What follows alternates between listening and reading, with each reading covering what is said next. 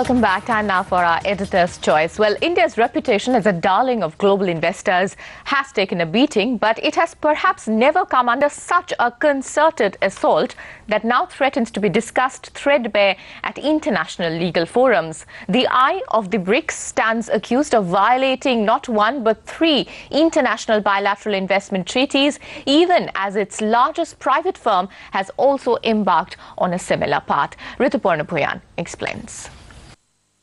The government's legal officers have never had it so busy in recent memory, preparing the union's defense to heavy-duty arbitration notices that threaten to drag India before international arbitrators. The complainants: the world's largest telecom firm Vodafone, Russian conglomerate Sistema, and Norway's state-owned Telenor.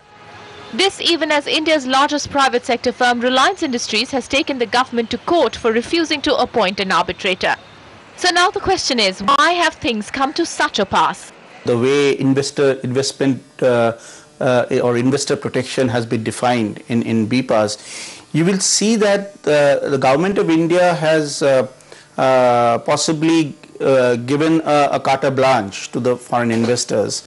The key defense in Vodafone's move towards arbitration is that it relates to a dispute on proposed tax legislation.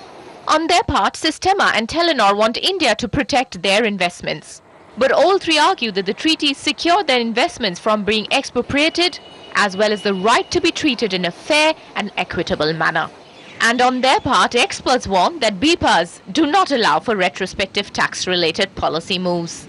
Vodafone's right to earn profits in India would be circumscribed if, the government of India imposes a liability with retrospective effect. Experts also suggest mutual treaties do provide for expropriation in exceptional circumstances, but such measures have to be followed by compensation at market value of the total assets. Still, the issue is not of compensation, but that of India's standing in global ranks as a safe and attractive investment destination.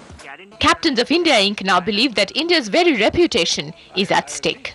I think it is very important not just to follow the legal guarantees, but also to ensure that the perception is such that people can rely on their investment decisions in India.